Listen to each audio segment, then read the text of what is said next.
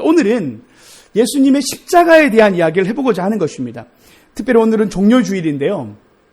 예수님께서 이 십자가 사건 속에서 가장 중요한 7가지의 말씀을 하셨어요. 예수님이 십자가상에서 달리셨을 때 그때 7가지의 말씀을 하나씩 하셨는데 그것을 우리는 쉽게 말하면 우리가 알던 7가지의 말씀이라고 해서 가상칠언이라고 우리가 알고 있습니다. 예수님이 십자가상에서 하신 말씀이죠. 그래서 이것을 예수님이 십자가에 못 박히신 후 하신 7가지의 말씀이라는 제목으로 오늘 말씀을 한번 전해보고자 하는 것입니다. 우리가 예수님이 십자가에 달리시는 그 과정 속에 십자가의 골고다 길을 걸어가셨던 그 길들을 우리가 많이 묵상하지만 실제로 예수님이 십자가에 달리셔서 유언과도 같은 말씀을 하셨던 그 메시지가 어떤 뜻이 있는지가 매우 중요하다고 생각합니다. 왜냐하면 예수님이 십자가에 달리셨을 때 어떤 마음이셨는지가 나타나기 때문이지요. 그래서 예수님의 십자가를 묵상하는 데 있어서 예수님이 하신 말씀은 매우 중요한 의미가 있습니다. 그래서 오늘은 우리가 이 십자가상에서 하셨던 7가지의 그 말씀이 예수님의 유언과도 같지만 예수님이 우리를 위하여 십자가에 달리셨던 그 마음이 무엇이었는지도 살펴볼 수 있고 우리가 더 나아가서 오늘 하루하루를 생각하면서 하나님 앞에 우리를 위해 십자가 달리셨던 그 말씀을 새겨보면서 우리의 삶을 어떻게 하나님 앞에 우리도 드려야 될지를 결단하는 시간이 되어지기도 또 함께 소망해 봅니다. 특별히 오늘 이 예수님의 십자가에 달리셨던 이 시간에 대한 좀 경과를 조금 먼저 설명하고 예수님의 7가지 말씀을 나누고자 하는데요. 예수님이요 십자가에 달리셨던 우리 날은 말씀 예배 가운데도 광고대도 말씀드렸지만 성금요일이었습니다. 금요일 날 예수님께서 오전 9시에 십자가에 달리셨습니다. 그런데 그 오전 6시부터 9시까지 일들이 몇 가지가 있었어요. 그것은 빌라도에게 신문을 받으신 게 오전 6시부터입니다. 그리고 신문을 받고 채찍에 맞고 십자가를 지고 가는 그 시간, 골고다 언덕에 가는 시간이 3시간가량 걸렸던 것입니다. 그래서 9시에 십자가에 달려 돌아가시게 될 때 십자가에 달리셨는 건데 오전 6시부터 오전 9시까지 그 3시간을 십자가에 달리기 전에 시간이 있었고요. 그리고 이제 실질적으로 예수님이 9시에 십자가에 달리시고 난 뒤에 오후 3시까지 총 6시간을 십자가에 달려 계셨습니다. 그래서 이것을 좀 두 토막으로 나누는데요. 오전 9시부터 12시까지 한 타임, 오전 12시부터 오후 3시까지를 두 번째 타임으로 나누면서 예수님이 3마디의 말씀을 오전 9시부터 12시까지 하십니다. 그리고 오후 3시까지 지나고 난 뒤에 나머지 4가지의 말씀을 오후에 하십니다. 그것이 오늘 전체적인 그 7가지의 말씀을 하셨던 배경이 되겠습니다. 하나님께서 예수님을 십자가에 못 박고 난 이후에 특별히 그 12시부터 오후 3시까지는 어둠을 임하게 하셨습니다. 제일 내리쬐는 햇볕이 강한 시간대인데 하나님의 마음이 우리 그 시간에 우리가 함께 하나님의 위로가 있을 수도 있고 또 한편으로는 죄의 저주 가운데 어둠으로 생각할 수도 있지만 어쨌든 오후 12시부터 3시까지는 어둠이 짙게 깔렸다라는 것도 우리가 생각해 볼 수 있는 배경이 되겠습니다. 먼저 오늘 예수님이 하셨던 첫 번째 말씀, 그 말씀은 34절의 말씀인데요. 함께 이 말씀 읽어볼까요? 시작. 이에 자기들이 하는 것을 알지 못함이니이다 하시더라. 예수님께서 첫 번째로 하신 말씀이 용서의 말씀이셨습니다. 이것이 예수님이 9시에 달리셨을 때 가장 먼저 하셨던 말씀입니다. 저들이 하는 일을 알지 못함입니다. 저들을 용서해 주십시오. 이게 예수님이 첫 번째 한 말씀이셨습니다. 그런데 그게 왜 그러셨냐면 몰려들었던 사람들이 어떤 행동을 했는지가 중요한데요. 35절에 보면요. 백성은 서서 구경하는데 라고 했고 관리들은 비웃어 이르되 라고 하면서 백성이 있었고 관리들이 있었습니다. 여기 관리는 사내들인 공예뿐만 아니라 그 지도자들이겠죠. 그리고 36절에도 보면요. 이어서 군인들도 희롱하면서 라고 해서 군인들도 희롱하였습니다. 그래서 예수님의 옷을 벗기고 그리고 예수님을 향하여 저주하고 비웃었습니다. 여기서 이 세 무리가 나오는데 이 백성의 무리를 먼저 좀 살펴보고자 하는 거예요. 백성들은요. 서서 구경하였다라고 적혀 있죠. 이 구경이라는 것에 대해서 예수님이 누구야라고 하면서 관객들처럼 구경하는 사람도 있었을 뿐만 아니라 거기에는 예수님에 대해서 그냥 무관심했던 사람도 있었고 그 중에는 예수 믿지만 아무것도 하지 못했던 사람도 분명히 있었을 거라는 거죠. 백성들 사이에서는 그러한 사람들이 존재했다라는 것입니다. 그리고요, 이 두 번째 이 무리들은, 관리들은 비웃었다라고 하는데, 예수님께서요, 어떤 비웃을 당했냐면, 내가 예수님 구원자라면 너를 구원해봐라 하면서 비웃었어요. 조롱했던 것입니다. 예수님을 향하여 그 십자가에서 내려와봐 라고 하면서 계속 이렇게 조롱하며 비웃었다라는 것이죠. 그리고 세 번째 등장인 군인들은 이 희롱을 하는데, 제비로 옷을 이제 나눠 가질 사람 뽑는 거, 제비 뽑기 하면서 옷을 누가 가질지인가에 대해서 제비 뽑으면 장난을 치는 것입니다. 그러면서 네가 유대인의 왕이냐 하면서 죄패에 적혀있던 유대인의 왕이라는 그 유대인이 네가 왕이냐 하면서 조롱하였습니다.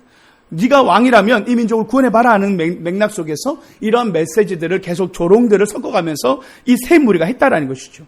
그런데요, 그들이 바로 예수님이 저들을 용서하여 주옵소서라고 했던 그 무리들이 되겠습니다. 예수님을 핍받고 예수님을 조롱하고 희롱하고 비난하고 가만히 서서 구경하는 사람들, 그들을 향하여 저들을 용서하여 주옵소서, 저들이 하는 일을 알지 못함입니다 라고 가장 직접적으로 얘기하실 수 있는 메시지죠. 근데 여기서 우리가 생각했을 때 예수님이 그 용서의 메시지가 과연 그들에게만 메시지가 다가갔던 것일까 생각해보면, 주님의 그 십자가 용서의 메시지는 우리가 다 알지요. 저 용서의 메시지는 사실 우리를 향한 용서의 메시지이기도 합니다. 우리가 생각했을 때 내가 만약 그 십자가 상에 예수님 달리셨을 때 나도 그 자리에 있었다면 여러분은 어떤 행동을 하셨겠습니까? 여러분은 그 자리에 만약 함께 선 군중이 되시겠습니까? 아니면 군인이 되시겠습니까? 관리가 되시겠습니까? 사실 우리도 그 자리에 있었다면 많은 분들은 아마 백성의 무리가 되지 않았을까 생각을 해봅니다. 무관심과 영적 무관심 가운데 우리가 예수님이 행하신 일들에 대해서 그저 관심 없어 하는 그런 모습 속에 있었을 수도 있고, 비겁한 모습으로, 무기력한 모습으로 그냥 서서 예수님의 십자가에 달리실 모습을 쳐다보고만 있을 수 있었을 것입니다. 이것이 사실 우리의 삶에도 영적 무기력감 가운데 빠져서 영적 나태함과 영적인 하나님 앞에서의 믿음 없음을 우리가 드러낼 때 사실 우리도 예수님을 그 자리에 있었다면 못 박았을 수 있다라는 것을 먼저 이야기하고자 하는 것입니다. 그러면서요, 예수님께 조롱했던 사람들, 군인들 뿐만 아니라 그 희롱했던 그 관리들을 생각해 보면, 내가 구원자면 내려와 보라 라는 말은 우리도 사실 하는 말씀입니다.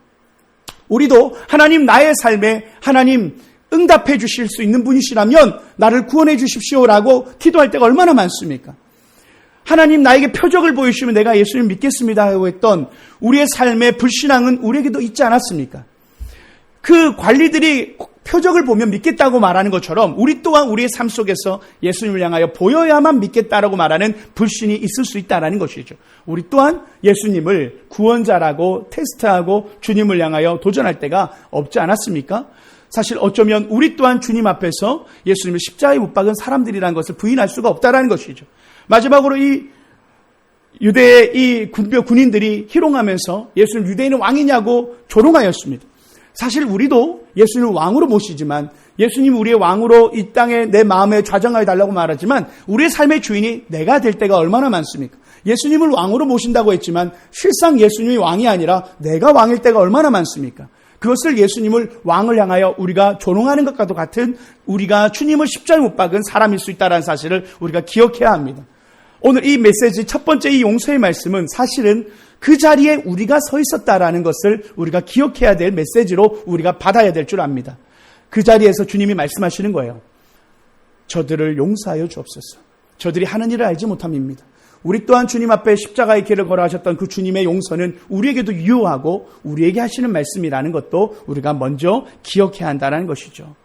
그러면서요, 예수님께서요, 이 말씀을 하시고 두 번째 말씀을 하시는데, 이어가시는데 그 배경이 조금 있어요. 오늘 우리가 했던 본문 말씀 속에서 두 번째 말씀을 하십니다. 두 행악자 이야기가 오늘 본문에 등장하는데요. 한 행악자가 예수님을 향해 동일한 비방을 합니다. 내가 하나님이면, 내가 구원자면 내려와봐라, 너를 구원해봐라 하면서 똑같이 조롱하고 비난합니다. 한 행악자가. 그러자 또 다른 행악자가 그 비웃는 행악자를 향하여 이렇게 얘기합니다. 41절인데요. 우리가 행한 일에 상당한 보응을 받는 것이니 이에 당연하거니와 이 사람이 행한 것은 옳지 않은 것이 없느니라 하고, 이 행악자가요, 갑자기 뒤늦게 깨달았어요. 뒤늦게 무언가의 믿음이 생겼어요. 그 달린 행악자를 보면서 예수님이 피 흘리시고 돌아가시는 그 사실을 그 두 번째 행악자가 보면서 믿음이 생긴 것 같아요. 그래서 이 첫 번째 행악자가 욕을 하고 예수님을 조롱하니까 우리는 우리가 당한 일에 대해서, 우리가 한 일에 대해서 심판을 받는 것이지만 예수님은 아무런 죄가 없는 분이야라고 변론을 하죠. 사실 이 속에서 우리가 참 놀라운 믿음이, 참 하나님이 주시는 은혜가, 하나님은 죄인에게도 믿음을 주시는 분이라는 것이에요. 하나님은 살인자에게, 당시에 이 십자가형은 살인자들, 중죄를 범한 자들, 정치범들, 그런 중죄형에 속하는 것이 십자가형이었는데, 그 십자가에 예수님께서 달리신 것처럼 이들은 중죄를 저은 죄인들이었어요. 그런데도 하나님은 그들을 만나주시고 그 죄인도 구원하고자 하나님은 그들에게 믿음을 주신다는 사건을 보면 참으로 놀라운 은혜가 아닐 수 없어요. 그 죄인 두 행악자에게 두 번째 행악자가 그러면서 예수님께 이렇게 얘기하는 거예요. 42절입니다. 함께 읽어볼까요? 시작. 이르되 나를 기억하소서 하니. 이 두 번째 행악자가 갑자기 당신의 나라에 나를 기억해 주십시오라고 말합니다. 하나님, 천국이 가까웠다. 회개하라. 하나님 나라가 가까웠다. 천국이 가까웠다라는 이야기를 예수님이 많이 가르치셨죠. 그 메시지가 이 죄인에게 있었던 것이에요. 그래서 그가 예수님 당신의 나라에 나를 기억해 주십시오라고 말하는데 참으로 대단한 믿음이죠. 그 십자가에서 아무런 소망도 없고 지금 나를 구원해 줄 수도 없는 예수님을 바라본다는 것이 사실 우리가 생각했을 때는 아무런 도움도 되지 않잖아요. 십자가에 달리시는 상황 속에서 사실은 나 좀 구원해 줘요. 그럼 내가 당신을 믿을게요. 말하는 첫 번째 행악자의 말이 맞는데 이 두 번째 행악자가 하늘 소망을 바라봤다는 것은 참으로 대단한 믿음이라 저는 생각을 하는 것입니다. 그런데요, 그때 예수님이 두 번째 오늘 우리에게 하셨던 이 십자가상의 두 번째 말씀이 선포되는 거예요. 43절입니다. 예수께서 이르시되 내가 진실로 내게 이르노니 오늘 내가 나와 함께 낙원에 있으리라 하시니라. 오늘 네가 나와 함께 낙원에 있으리라. 낙원에 있을 것이다. 여러분, 이것이요, 오늘이라는 이 단어를 분명하게 얘기하는 시간을 언급하는 것은요, 즉각적으로 구원받았다는 것을 의미하는 것입니다. 내가 오늘 구원받았다. 네가 지금 너의 그 믿음으로 구원받았다. 모세가 노뱀을 들었던 그 사건을 기억하시죠? 그것을 본 사람은 구원받았다라 했던 즉각적 구원처럼 예수님이 십자가에 달리신 이유가 나를 위하여 죽으신다라는 사실, 그분은 죄가 없으시다. 그분은 죄가 없으시다. 그분의 나라에 나를 기억해 주시오라 했던 그 믿음 속에서 이 죄인이었던 이 믿음 가운데는 예수님을 향하여 십자가에 달리신 못을 그 노뱀을 바라본 사건과도 동일한 사건처럼 구원은 즉시 이루어졌고, 그리고 그가 어떤 노력을 행한 것이 아니라, 그가 구원받기 위해서 어떤 노력을 한 것이 아니라 그저 믿음으로 구원받았다는 사건을 통하여 예수님의 십자가 사건이 어떤 의미인지를 분명히 말씀하시는 거죠. 그 두 번째 그 죄인은요, 예수님 십자가에 달린 걸 그대로 옆에서 목격한 거 아닙니까? 죄의 저주에 달린 그 노뱀처럼 그 노뱀을 바로 옆에서 본 사람이 바로 이 두 번째 행악자라는 거죠. 그 행악자가 십자가를 바로 보면서 그분을 믿었다라는 것. 저는 그것이 우리에게 주시는 구원의 은혜요 효력이라는 것입니다. 그래서 구원은 은혜로 받는 것이고 구원은 믿음으로 받는 것이다라는 것을 다시 한번 보게 되는 것이죠. 어떤 흉악범도 용서받을 수 있고 어떤 죄도 예수님이 십자가를 바라본다면, 예수님이 십자가를 바라보고 나를 위해서 흘리신 십자가의 피를 바라본다면 용서받을 뿐만 아니라 주님은 늘 매일 우리의 삶에도 네가 나의 십자가를 바라보고 나오라. 내가 매일 주의 십자가 앞으로 나아갑니다. 주의 십자가 바라볼 때 주님 우리의 죄를 용서해 주시고 우리가 늘 짓는 죄들도 주님께서 용서하시면서 하나님이 우리의 모든 죄를 없이 하신다는 사실을, 우리가 주님 앞에 나아갈 때, 주의 보혈을 의지할 때, 십자가 앞으로 나아갈 때 담대함으로 주의 보좌로 나갈 수 있는 이유가 바로 여기에 있음을 믿습니다. 우리 안에 주님의 보혈이, 주님의 십자가가 오늘도 우리가 믿음으로 주님 앞에 나아가는 시간, 늘 십자가 앞으로 나아가는 우리 모두가 되기를 축복합니다. 특별히 오늘 이 두 행악자를 보면서 참 놀라운 게 있어요. 두 사람이 같은 장소, 같은 환경, 같은 상황에 처해 있는데 반응은 두 가지였다라는 것입니다. 똑같은 반응이 아니라 반응은 각자라는 것입니다. 똑같은 예배를 드리고 있고 똑같은 말씀을 듣는데도 반응은 각자라는 것입니다. 어떤 사람은 예수님을 향하여 부정할 수 있고 어떤 사람은 예수님을 인정하고 순종할 수 있다는 것이죠. 그 찰나의 순간, 그 찰나의 믿음이 사실은 우리의 삶을, 우리의 인생을 결정짓는다는 것입니다. 하나님 말씀에 순종할 때 우리 인생이 변화될 줄 믿습니다. 하나님의 말씀을 듣고 순종하는 하나님의 백성들, 하나님의 불순종할 때 우리의 삶에 이 두 결이 분명 결과가 달라진다라는 것이죠.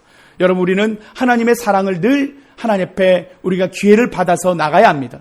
오늘 이 십자가에 달렸던 그 두 행악자의 두 번째 그 행악자는 마지막 기회를 얻은 것입니다. 예배는 기회입니다.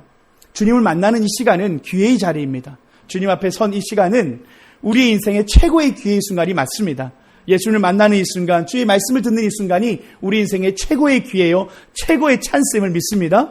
오늘 이 두 행악자의 그 행악자는 마지막 찬스를 잡았습니다. 그 예수님을 만난 그 자리에서 구원이라는 찬스를, 그 기회를 얻었습니다. 여러분, 기도의 자리는요, 하나님의 능력의 자리입니다. 말씀의 자리는 하나님 우리 인생을 변화시킬 수 있는 자리입니다. 하나님, 나의 삶을 변화시켜 주시옵소서. 나의 가정을 변화시켜 주십시오. 하나님 앞에 기도할 때 그 기도의 찬스를 잡으시기를 축복합니다.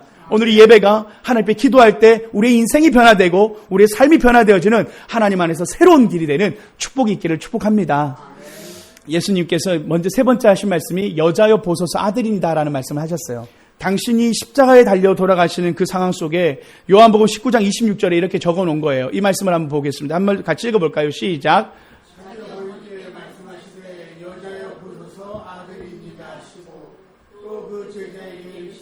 보라 내 어머니라. 예수님이요, 십자가에 달리고 난 뒤에 그 마리아를 향하여 여자여 보소서 아들이니다라는 표현을 씁니다. 여기서 여자여라는 표현을 쓸 때 많은 성경학자들은 여러 가지 분분합니다. 호칭을 왜 그렇게 사용했느냐. 그런데 여러분 기억하시는지 모르겠어요. 가나안 혼인잔치에서 예수님이 그 마리아를 향해서 뭐라고 불렀습니까? 여자여 내 때가 아닙니다 하면서 여자여라는 표현을 썼습니다. 예수님이 공생애를 시작함과 공생을 끝마치는 시간에 동일한 표현을 썼어요. 여자여. 여기 귀나이라는 이 표현을요, 공식적인 언급하는 이 표현으로 이게 하대하는 게 아니고요, 존경하는 표현으로도 예표로 용례로도 사용했다라는 것입니다. 이건 불순한 표현이 아니라 공식적이면서 존칭으로 사용하는 용례도 될 수 있다는 것이죠. 중요한 것은 예수님이 공생의 시작과 끝을 여자여라고 시작했다라는 것이죠.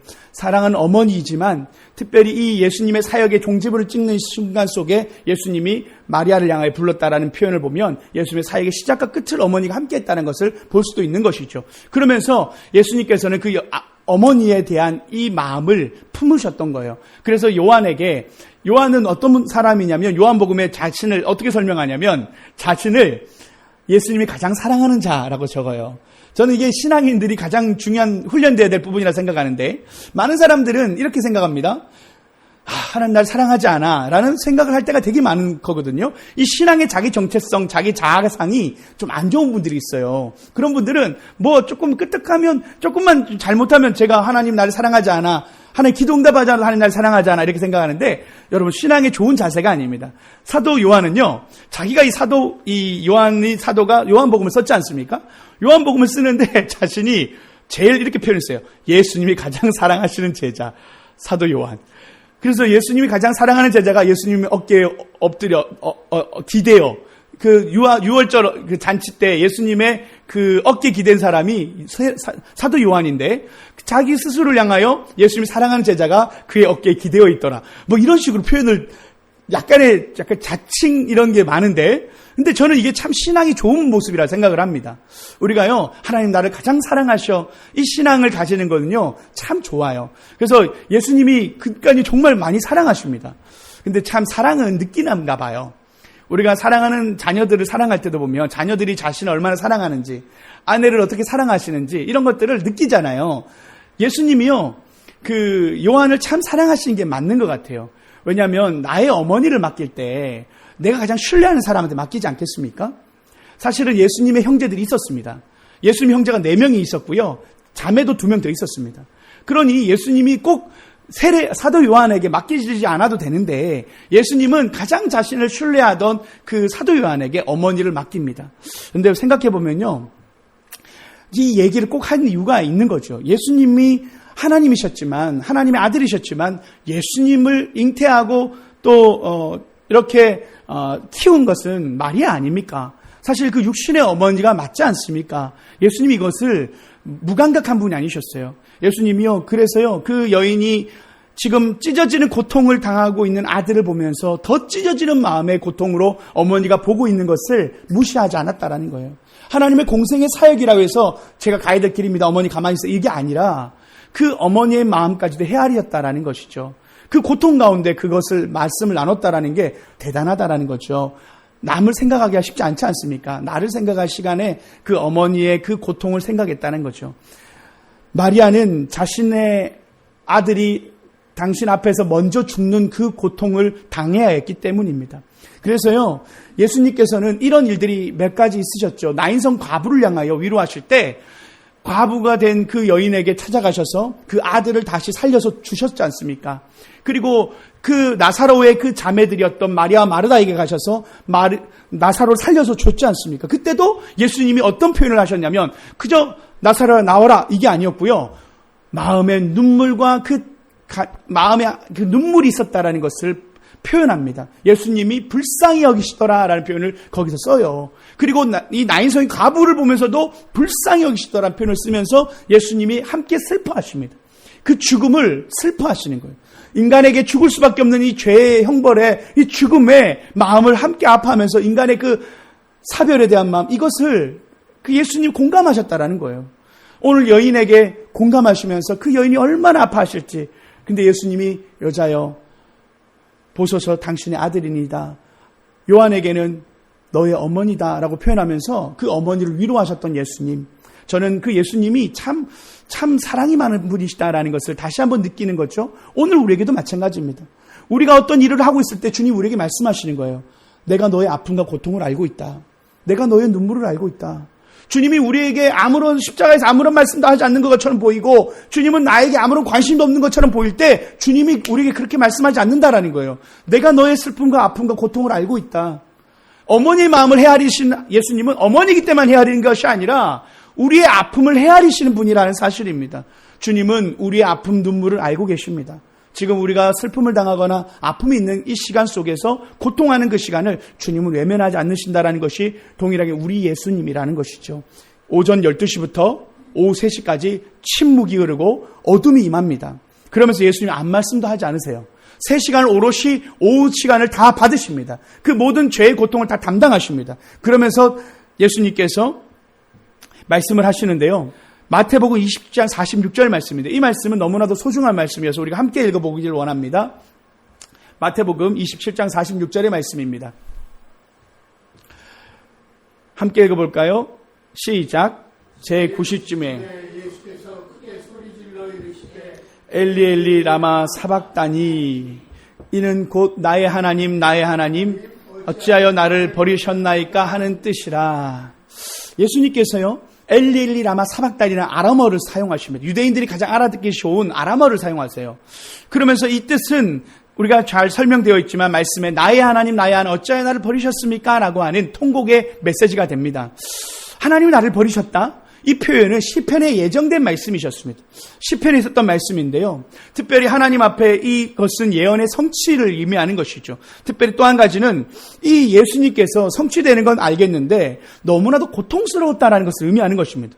예수님의 이 고통은 다시 한번 우리에게 어떤 말씀을 주시냐면 우리의 죄가 얼마나 심각한지를 드러내는 것입니다. 우리의 죄가 얼마나 심각하기에 우리 사이에 하나님과의 사이를 갈라놓는다라는 것은 죄가 하나님과 우리 사이를 갈라놓듯이 예수님과 하나님 사이를 갈라놓았다라는 것이 매우 중요한 죄의 심각성이라는 것이죠. 그래서요, 우리가 예수님이 당하셨던 이 고통을 조금 한번 몇 가지 살펴보고자 합니다. 예수님이 당하셨던 고통은 3가지 정도로 우리가 해석해 볼 수 있는데 첫 번째는 육체적인 고통입니다. 예수님이요, 오전 6시에 오전 9시까지 가기까지 십자가 골고다를 가기까지 십자가를 틀을 붙잡고 올라가죠. 그것은 우리가 알듯 세로형은 이미 그 골고다 언덕에 박혀 있습니다. 이 가로를 들고 가는 거예요. 이게 한 180cm가 되는 우리 키보다 조금 어중간한 그 십자가의 그 세로 달리는 그 가로형을 들고 틀을 가져가는 겁니다. 근데 그것이 무게가 한 40kg 정도가 됐대요. 그것을 들고 그 거리를 걸어가는 것이죠. 그러면서 예수님이 채찍에 맞으면서 피를 많이 흘리셨잖아요. 39배, 그 40배 하나 감한 매를 맞으신 것이 그 40대 그 매를 맞고 걸어가시고 군병들에게 폭행을 당하시면서 너무 많은 피를 흘리셨지 않습니까? 그러면서 십자가의 그 길을 걸어가셨던 것이죠. 그러면서 당시 십자가에 달리셨을 때 우리가 알지만 이 못을 박는데 이 못의 손바닥에 박지 않았습니다. 다 아시지만 여기 뼈와 뼈 사이에 있는 이쪽에 박아야 이 손이 이 가죽이 끊어지거나 떨어지지 않기 때문에 뼈와 뼈 사이를 박았어요.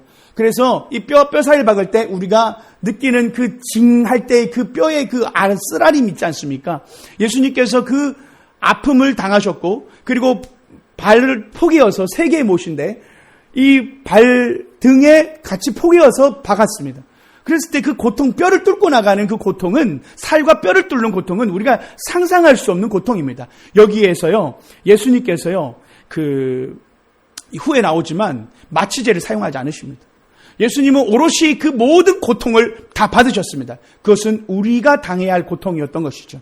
그리고 예수님께서는 보통 이 일반인들은 십자가에 달리면 한 일주일은 살아납니다. 일주일 정도는 삽니다. 그런데 예수님은요, 오전 9시부터 3시까지 6시간 동안 달려서 돌아가십니다. 장정이셨던 그 33살의 청년이 그 고통을 견디지 못한 것입니다. 육신의 고통이 어마어마했고 물과 피를 다 흘리셨다라는 것이 바로 이 십자가의 고통이었습니다. 우리가 상상할 수 없는 고통을 예수님 당하셨다는 것이 엘리 라마 사박다니 그 고통을 외치셨던 예수님의 그 울부짖음 속에 있는 이유이기도 합니다. 두 번째는 예수님께 달리셨던 정신적인 고통입니다. 예수님께서요, 십자가에 달리시기 전에 겟세마네 동산에서 3번 기도하시죠. 그때 주여 이 잔을 내게서 거두어 주옵소서. 할 수 있으면 거두어 주옵소서. 그런데 그가 3번이나 기도하면서 그 십자가의 길 가는 것을 두려워하고 염려하셨고 힘들어하셨다는 것을 우리는 온전한 하나님이시지만 온전한 인간이셨기 때문에 그 정신적인 스트레스와 그 마음의 마음의 어려움은, 정신적인 어려움은 아주 컸다라는 것을 알 수 있습니다. 그러면서 예수님은요, 빌라도의 재판과 함께 한 6번의 신문을 받아요. 그 새벽, 지금 우리가 오전 6시부터 심판을 빌라도 앞에 서지만 사실 그 전날 새벽에 잡히셨거든요. 그래서 잠도 못 주무시고 계속 신문을 받으면서 여기까지 오신 겁니다. 우리가 법정에 선 사람들이 있을지 모르겠습니다만 법의 그 검찰 앞에 선다든지 법정에 선다든지 그 스트레스가요, 우리 인생에서 한번 경험해 볼까 말까한 스트레스 아닙니까? 그러면서 나아가서 죄인이라는 오해를 받고 당신은 죄인입니다라는 심판을 받는데 내가 죄가 없는데 죄인 취급받는다라는 그 수치는 이루 말할 수 없는 수치였고 정신적인 스트레스였다라는 것입니다. 그러면서 이 십자가가 말씀드렸지만 최악의 형벌이었거든요. 당시 로마에서 최고의 사형의 제도 중에 가장 최악의 사형의 제도가 바로 십자가 트령이었는데 중재 범죄자들, 정치범들이라고 말했지 않습니까? 살인자들, 그런 사람들이 달리는 자리였는데 예수님이 그러한 평가를 받았다는 것이 오늘 예수님이 당하셨던 그 정신적인 고통이었다는 것입니다. 그리고 마지막으로 오늘 우리가 예수님이 엘리 라마 사박단이라고 했던 이 고백 속에 우리가 봐야 될 것이 있는데 영적인 고통입니다. 예수님은요, 삼일째 하나님으로서 하나님과 한 번도 떨어진 적이 없는 분이십니다. 그래서 새벽 미명에 늘 나가셔서 기도하시면서 아버지여 늘 하나님 아버지와 함께 했던 분이셨습니다. 그리고 성령께서 항상 함께 하셨습니다.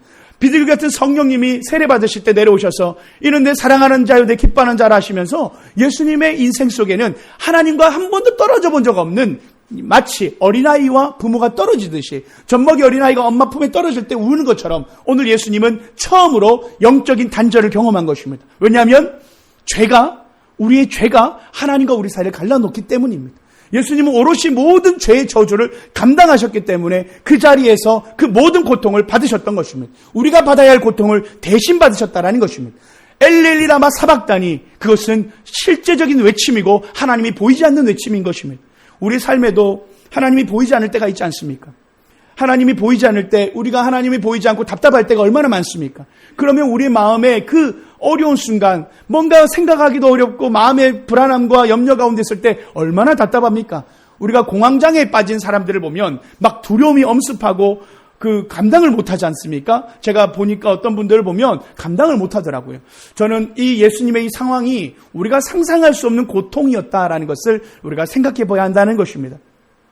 누구를 위해서요?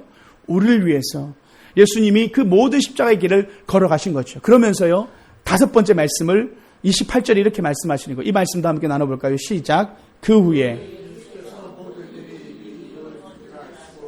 성경을 응하게 하려 하사 이르시되 내가 목마르다 하시니.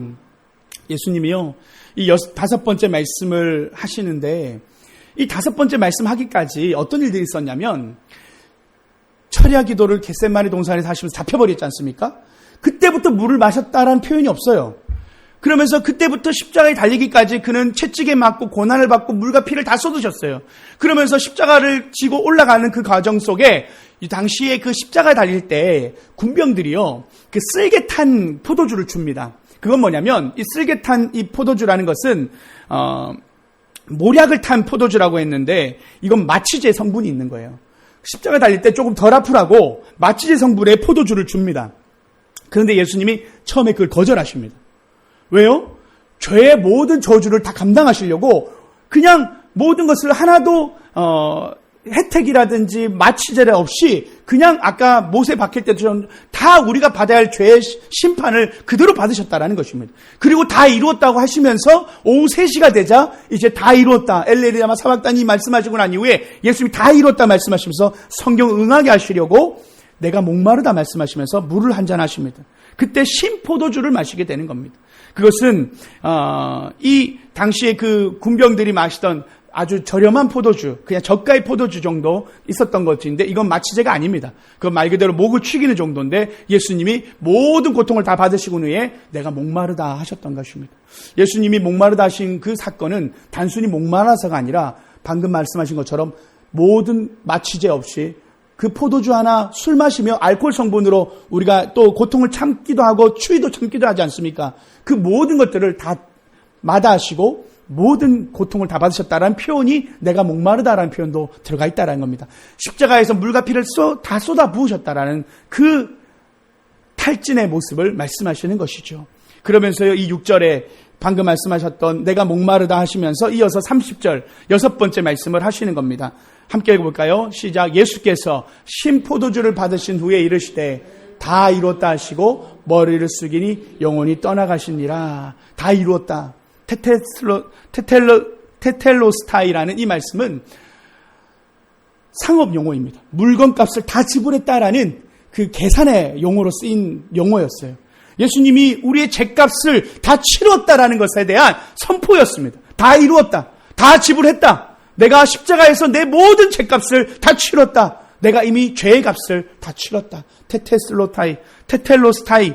이 말씀 다 이뤘다라는 말씀인 것이죠. 예수님의 십자가의 죽음이, 십자가에 달리셨던 그 시간이 온전한 구원의 성취였다라는 것을 보는 것이죠. 여러분, 우리가요, 이 예수님의 이 십자가 사건을요, 묵상할 때마다 참 어려운 게 있어요. 하나님은 우리를 참 사랑하시잖아요. 하나님은 우리를 사랑하셔서 이 세상을 창조하셨고, 우리를 사랑하셔서 그의 아들을 주시기까지 하시는데, 하나님의 공의는, 하나님의 심판은, 하나님의 이 정의는 인간이 죄를 지으면 심판하지 않을 수가 없는 거예요. 하나님은 사랑의 하나님이시지만 하나님은 공의의 하나님이시기도 하시거든요. 하나님은 온전히 깨끗하신 분이시죠.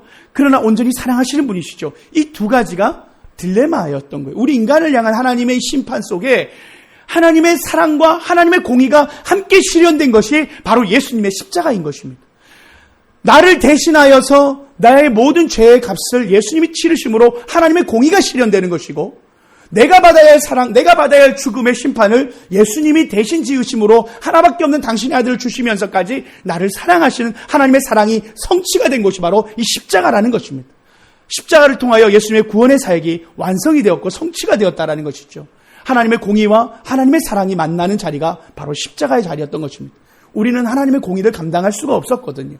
하나님의 공의를 감당할 수 없는 존재들이었죠. 하나님은 우리를 사랑하시기에 그 공의를 실현하기 위해서 당신을 희생하신 것이었습니다. 하나님 자신을 희생하신 것이었습니다. 우리를 사랑하시는 방법으로 하나님이 당신이 아픔을 당하시고 우리를 용서하셨다라는 사실입니다. 마지막 말씀은 누가복음 23장 46절의 말씀입니다. 마지막 이 말씀을 읽어보겠습니다. 시작. 예수께서 내 영혼을 아버지 손에 부탁하나이다 하고 이 말씀을 하신 후 숨지시니라. 아멘. 예수님께서요, 이 누가복음에 세 말씀을 하셨고, 요한복음에서 세 말씀을 하셨고, 마가복음과 마태복음에 동일하게 한 말씀, 엘리엘이 라마 사박다니는 마가복음과 마태복음에 나오는 말씀이었고요. 오늘 누가복음에서 세 번째 마지막 메시지가 바로 오늘 그 두 행악자의 그 이유와 그 대화 이후에 오늘 누가복음 23장 40절 마지막 말씀을 하신 거예요. 내 영혼을 아버지 손에 부탁하나이다. 내 영혼을 아버지 손에 부탁하나이다. 이 말씀을 하시면서 예수님이 숨을 거두신 것입니다. 방금 요한복음에는 물을 마시고 숨 쉬셨다고 말하지만 오늘 이 누가복음은 좀 더 누가는 의사입니다. 누가는 의사여 섬세하게 디테일하게 기록을 했는데 예수님 마지막 그 용어까지도 내 영혼을 아버지 손에 부탁합니다라는 이 말씀을 하셨다라는 것이죠. 여러분, 이 죽음이라는 것에 대해서 우리가 이제는 직면해야 되는 것입니다. 죽음은 끝이 아닙니다. 내 영혼을 아버지 손에 부탁합니다라는 것은 끝이 아니라 주님 품 안에 안기는 시간이라는 것을 이야기하는 것입니다. 죽음이라는 문은 두렵지요. 여전히 죽음은 우리의 인생의 두려움입니다. 예수를 믿고 구원받는 사람도 죽음의 자리를 건너가야 합니다. 죽음의 우리가 문을 열고 가야 됩니다. 죽음이라는 문을 열 때는 두렵고 때로는 불쾌하고 우리가 이별에 대한 슬픔이 있지만 이 문을 열고 나아가면 우리를 맞이하시는 분이 계십니다. 아버지 손에 부탁합니다 하셨던 우리를 안아주시는 분이 계시다라는 사실입니다. 믿음의 백성들은 우리가 죽음이 끝이 아니라 그 문을 열고 나갔을 때 주님이 우리를 반기신다라는 믿음으로 나아가는 것이 필요하다는 것이죠. 우리의 영혼을 부탁합니다라는 이 하나님 믿음으로 드릴 수 있는 믿음이 우리에게 있기를 축복합니다. 우리가 죽음이 끝이 아니라는 것, 영원한 영원한 생명이 있다라는 것, 예수님께서 나아가셨던 그 자리가 죽음의 권세를 깨뜨리신 영원한 생명의 자리로 나아갔다는 것이죠. 그래서요, 마태복음 10장 28절에 이 말씀이 있습니다. 이 말씀을 제가 읽어보겠습니다. 몸은 죽여도 영혼은 능히 죽이지 못하는 자들을 두려워하지 말고 오직 몸과 영혼을 능히 지옥에 멸하시는 자를 두려워하라. 예수님은요, 우리의 영혼을 죽이지 못하는 이 세상을 두려워하지 말라 말씀하십니다. 우리의 영혼을 능히 죽일 수 있는 하나님을 두려워하라고 말씀하십니다.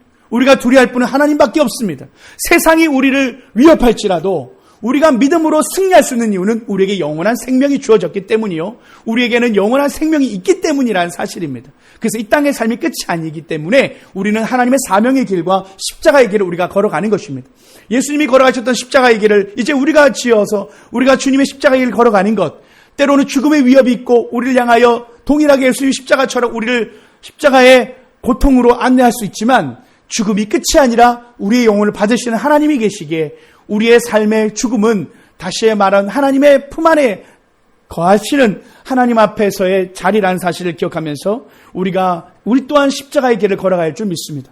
고난의 잔을 피하지 말고 우리에게 주어진 고난의 잔을 피하는 것이 아니라 능히 영과 우리의 육을 죽이시는 하나님을 두려워하는 믿음으로 우리의 영혼을 주님 손안에 의탁하면서 우리의 영혼이 주님 손안에 있음을 믿고 죽음을 두려워하지 않고 믿음으로 승리하는 믿음의 백성 되시기를 축복합니다. 그것이 오늘 우리에게 7가지의 말씀을 통하여 주시는 하나님 말씀입니다. 아버지여, 저희를 사하여 주옵소서. 저들이 하는 일을 알지 못함입니다. 용서의 하나님, 우리를 지금도 용서하신 하나님, 그분 앞으로 나아가는 것, 나아가 주님 앞에 나아가기만 하면 내가 오늘 나와 함께 낙원에 있으리라 하시는 그 주님의 은혜로운 초대, 주님의 그 풍성한 사랑을 경험할 수 있습니다. 나아가 주님은 여자여 보소서 아들이니이다. 우리의 아픔과 슬픔을 이해하시고 헤아리시는 분이라는 사실을 기억하시면 좋겠습니다. 엘레리라마 사박다니, 주님께서 우리의 모든 고통을 다 짊어지셨습니다.